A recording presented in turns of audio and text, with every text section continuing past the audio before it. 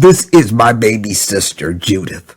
There are 5 of us children. I'm the oldest girl, and each of us girls are born 5 years apart. So I have a little sister, Susan, and Judith here. In 2013, Judith passed away from colon cancer. She was diagnosed at stage 4. And little did I know at that time that 10 years later, I'd be waking up from a routine colonoscopy with the doctor holding my right hand in both of his and saying, "It looks like cancer. I'm sorry." Well, what do you do with that? I've been keeping up with my colonoscopies. I've gone to non-GMO grains. I've taken my probiotics. I've been back to exercising regularly in the last 5 years. I guess that's all I could do. But still, I'm sitting here with a diagnosis of rectal cancer. So let me give you the timeline. Last October, I started having some vaginal bleeding, which is a problem. I'd been 10 years into menopause. I was no longer having menstrual periods. And suddenly, for some reason, I was getting little plugs and mucus and some bleeding. So when you get up to age 55 or so generally the medical profession says you only need to have a gynecological exam every 5 years or something like that. So I wasn't due for one of those. And she decided, well, now we need to put you in for, let me see, how does this go? Did I have the, okay, so let me try again. So the PCP, primary care physician, says, well, I'm going to send you to a gynecologist. And she also ordered some tests where you would do the ultrasound, yada, yada. And I went to the ultrasound and they did all of that. And then I went to the gynecologist who used a meat cleaver or egg beater or something to do this gynecological exam because it was the most painful one I ever experienced. And she said to me at that time that based on the ultrasound, there were some fibroids that had developed in my uterus. And she thought she needed to kind of get those out of there. Fine. All right, do that. I went through that. They removed whatever fibroids were there, and apparently they were not cancerous, yada, yada. But here's the deal. The day after she did this painful gynecological exam, I started bleeding from the rectum. So I've had situations where that has happened in the past. It was kind of those hemorrhoids had broken loose or whatever, but this didn't stop. I bled for 10 days straight. And so again, the primary care physician said, that ain't right. Now, what you have to know is that I had a boyfriend back in the early 2000s who was diagnosed with like stage 3 or 4 colon cancer. He passed away from it. It was shortly after he got his diagnosis and passed away that my baby sister was diagnosed. So I'm going my behind to get these colonoscopies, okay? I was going on a regular basis. They'd find polyps sometime, and then they wouldn't find any polyps. When they found them, they would remove them, yada, yada, yada. Well, the last colonoscopy I had was 2018. And the guy told me, come back in 10 years. Now, I'm thinking, I should have thought then, what is he talking about? I've got a close relative, a sister who just passed away before the age of 60. Of colon cancer, and he telling me to come back in 10 years. Well, you know how your brain does. So I'm thinking, great, I'm good to go for 10 years. Not. If I hadn't started bleeding, I would still be sitting here 5 years in, waiting another 5 years for a colonoscopy. So I'm going to do whatever they tell me to do. They got to go in there, yada, yada, yada. I think I'm going to go to sleep and wake up, everything's fine. We found some polyps, we cut them out. But they find this mass this time. Now, I'm thinking, now what am I going to do with this? So I said, all right, you go into shock. It's like, wow, okay. So at this point, he said he saw it. He's sorry. Now, I don't get nothing from this guy like, oh, it's stage 3, stage 2, it's metastasis, none of that. Okay, so I've got to wait for these biopsies to come through. Now I'm on this thing called My Chart, where they're always delivering these results electronically, so I can get them.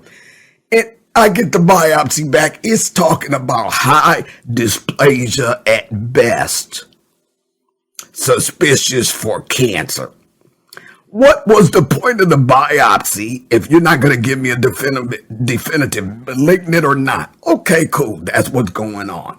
So I talk to the doctor. What do you want to do? Well, the routine is they send you for a CAT scan. They send you for an MRI. They give you this blood test to determine whether or not cancer floating around in your blood. So I go, I get the CAT scan. At the time of the CAT scan, they take the blood test. Those come back. CAT scan says there's no cancer anywhere else in my body. Okay. The blood test comes back normal. No cancer in my blood. Okay. The MIR comes back talking about, if there are any doctors out there, you can explain this to me. It says T3A and then N1. So according to that, they think that this tumor is a 3. Now, it also says that it's less than a millimeter into the anterior colon wall. So there's everything in here is indicating wherever this thing is, that it's in there, but it's still within the colon walls. The MIR also indicated that it was suspicious for having touched a lymph node down there. So, okay, cool.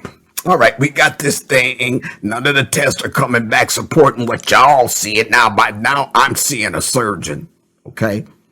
And this was the thing about it. When the colonoscopy doctor was doing the colonoscopy, apparently this doctor, this surgeon that I'm working with, was in the area, and he called him in to look at it, and they both agreed it was cancer. So I'm thinking, okay, cool. Y'all seeing cancer. Another test coming back like that. Next, what's next here? Because I just want the crap out. Now, I got the diagnosis on February 9th. Here this is. I'm recording this on March 5th. But wait, there's more. So I go into the office. I'm supposed to see the doggone surgeon. I'm assuming this is routine. You go see the surgeon, you meet him. He tells you what the treatment plan is going to be, whether you're going to do chemo or whether or not they're going to just cut it out and yada yada, what stage it is. All right, I go in there, and next thing I know, I'm flipped over on my side. He's in there, up in there, doing what they call a rectal suction biopsy. It wasn't that painful, no anesthesia or anything. And so I leave there. He tells me that he thinks he can reconnect the colon to the rectum, and that is located in such a place that he thinks he can cut it out and reconnect, which, okay, I'm glad to hear that. That's good news. Okay, that means I wouldn't have to wear a bag on my side the rest of my life. And he said it's not in the muscle, which I'm assuming is a good thing. So apparently, just like some of the tests are saying, this thing is not grown into the anterior muscle. So we're still talking about this thing is still within the colon. He says that it feels like a polyp gone bad.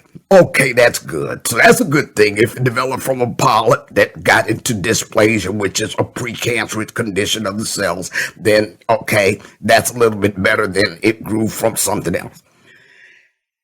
I leave his office. I come there, weather fine, road fine. When I leave his office, this was a day from hell, y'all. I leave his office, and I'm coming home in an ice storm. Now, first of all, you have to know from me that I have trouble seeing when it's dark. I have trouble seeing to drive when there's precipitation in the air. And that day, it was a lot of precipitation and ice. So I white knuckle at home, right? And then I start going to the bathroom. Now, I think I'm passing the usual thing. But like 3 or 4 hours later, it's worse. Every 10 minutes, I'm in the bathroom, and I wasn't passing the usual thing. I was passing straight up blood and clots. After this suction biopsy, so okay, I emailed the guy. So the first time I go and I see that, I emailed the guy, because you can do that through this system. And he calls me up, hair on fire. Well, you need to come back. You need to come back. I told him the truth. I'm not coming back to your office in this weather. I just white knuckled it home. I'm not driving across town to your office. What are you going to do in your office? I'll stop the bleeding. Nerve. I figured you'd say that, but okay, that's good enough. No. And he said, well, if it's not going away in about an hour or two, I said, this is what I will give you. I will drive to the emergency room, which is almost at my back door, if I have problems 2 or 3 hours from now. But I'm not coming back to your office. Now, by now, it's almost time for his offices to close. So I said, okay, this is what I'm going to do. It's not stopping. So I said, I laid on the floor of my office with my feet propped up in my office chair. And I said, if I lay here like this, then maybe the bleeding will stop. I wasn't in that position a good 20 minutes before first my landline, then my cell phone, then my landline, then my cell phone, just blowing it up, man. I said, let me get up and see what the heck is going on. And it's this doctor that did the suction biopsy. Well, when's the last time you went? I said, I'm on the toilet now. Okay. And I said, I'm passing a lot of clots. And he said, you really need to get to the emergency room. I said, okay, I can do that. I'm going to drive around here to the emergency room. And he said, well, I'm going to send somebody. I'm calling ahead to let them know you're coming. You guys, I drove myself to this emergency room. Okay. And I could barely walk in there. I could not hardly pick up my feet. And when they took my heart rate, it was like 47 beats higher than it normally is. I was over 120 at my heart rate, and I was breathing all hard. It was like, man, I'm having trouble getting in here. I go to the bathroom a couple times. I know they needed a hazmat team. By the time I got done in there, they had to have a hazmat team go in there. I told them, y'all need to get in there and clean that up because, hey, all right. So they said, well, we're going to send you to surgery. Now, you know, these jokers that deal with you in the emergency room, like everybody trying not to tell you stuff. It's like, what kind of surgery? Well, the surgeon will be in a minute. So I know to just shut up and wait till I see the surgeon. So about an hour later, finally, the surgeon, they rolled me in to see the surgeon. And I said, so what's up? What kind of surgery you getting ready to do? People, see, I take people aback. It's like, I'm cutting to the chase. I don't have time for nicey. Hi, how are you? Yada, yada. I don't give a rip how you doing, because this ain't about you right now. Just give me the hard, cold facts. Give me the hard, cold facts. I said, give me worst case scenario. He said, well, I won't give you worst case scenario. He said, I'll take you through the steps. I'll first try the epinephrine shot. And if that doesn't work, then I'll do number 2. Then I'll do number 3. Then I'll do number 4. And if none of that works, then I just have to take out your rectum. I said, okay. Oh, I see why you didn't start with the worst case scenario, but all right, put me out. I went to sleep. I woke up, and they kept me in overnight, all over a biopsy done in the office. Now, y'all, this is biopsy number 2. How much of this thing is still left in there? Okay, so all right, I'm going to try to stay cool, try to keep my head together. It was not easy. I'm not telling y'all that this has been easy on me. That's why I went quiet. I didn't want to talk to anybody, okay? Back to the story. So that happened. And so he and I agreed, this is the deal. Let's just remove the whole thing. Let's just cut out that entire section, including all the lymph nodes, so that I can have some peace of mind and not worry about it coming back with a vengeance, okay? So that was the plan of action.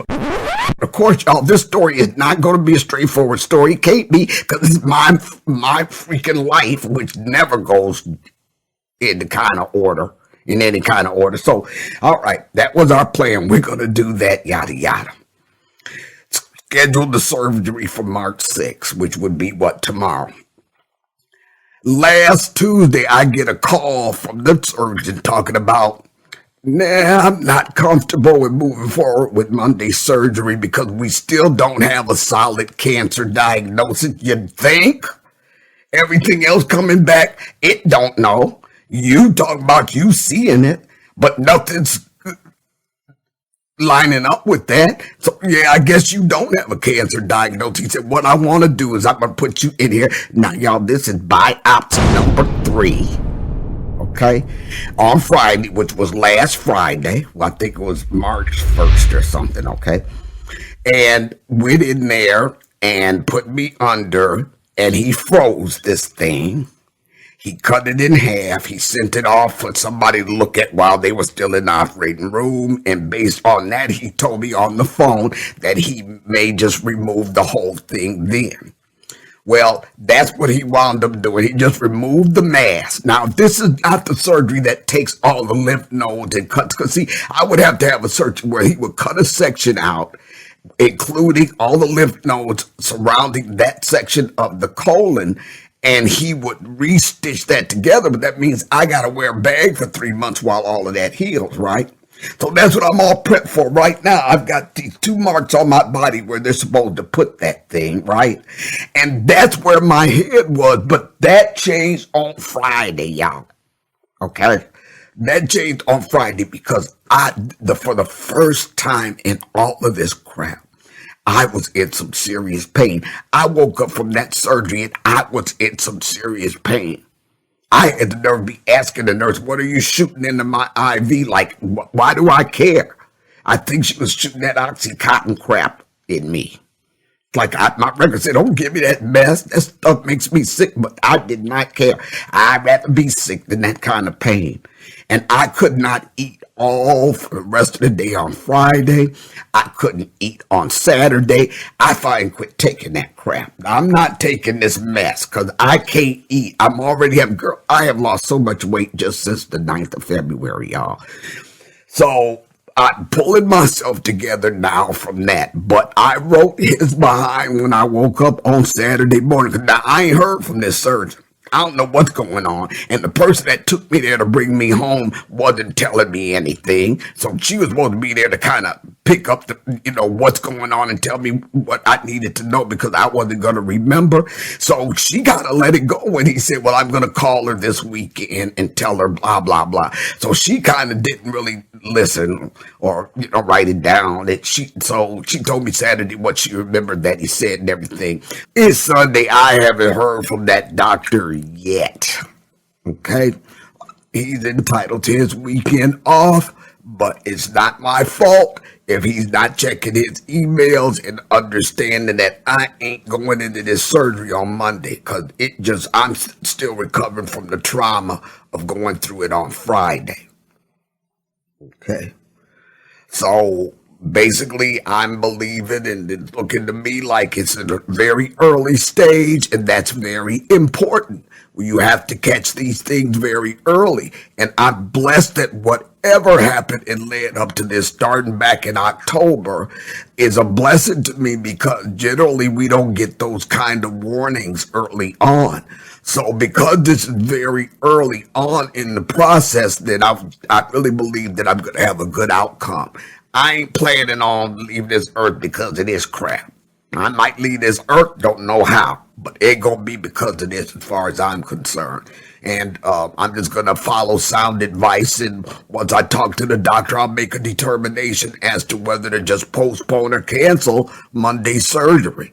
But I'm not gonna be there on tomorrow ready because I haven't been able to do the 3-day prep, which includes pumping a bunch of antibiotics and crap. And I can't, I'm having trouble just keeping food down right now. I've lost so much weight because of this. And because I'm not able to do the prep, I wrote him early Saturday and told him, look, I can't do this right now. I was in some serious pain. That's the first pain I've been in throughout all of this mess. And it's been a challenge. I just thought I'd better let y'all know what I'm going through. So I don't want you to worry about me. What I'll do is I'll give you guys updates as we go along, as there's stuff to update you on. I appreciate all your prayers and everything, but I don't want y'all worried about me, and I'm not going to make this challenge. That's what I'm calling it, a challenge. I'm not claiming this crap. we gonna do what we need to do to address it. I'm not in denial about it, but this is just a part of what I'm going through in my life right now. And I am not gonna make that the main content of this channel because I am here for y'all. And right now, I'm going through a challenge in my own life that I just wanted to share with you. So if there are any doctors that have any comments about anything I've said, put them down below. If you have any further questions about this and what I'm going through, put them down below. I'll try to answer them. But I'm going to move on to some other content because I've got a notebook full of stuff I want to tell y'all. Yeah, got some good stuff coming up. So I'm going to get some more things. I'm going to go now. I'm going to get some more things in the can here for everybody. And so that I can sit down and go into a marathon of editing and let you guys know. But thanks so much. I really, really, really appreciate those of you who have subscribed, because that subscribing, when you subscribe, it's free. For those who don't know, you just hit the subscribe button. And when you guys subscribe, that's such an encouragement to me because the channel just has been growing so slowly that every subscriber I get, I'm grateful. I'm grateful for that because that lets me know that there's something here that you find useful in your own life. And that's the reason I'm here. Like I tell the cat, that's the purpose of me, and the reason I be is to be that encouragement and that source, that resource that helps you to understand, hey, wait a minute. Yeah, I've experienced that. Yeah, that's been getting me down, so that you can understand you don't have to stay stuck like that. So to the extent that you wish to, please be sure to take advantage of your complimentary breakthrough session with me, 30 minutes with me, so that we can get on an even keel and see what kind of way I might be able to help you. That link is below. There are also links to some books, etc., that you can get. But for those of you all who have been supporting me by watching and by viewing these videos and you haven't yet subscribed, click that subscribe button. It's free.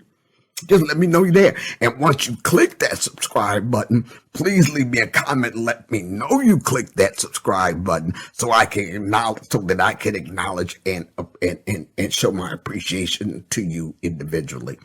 Meanwhile, always remember your greatest power is realized in the truth of who you are. Know that truth.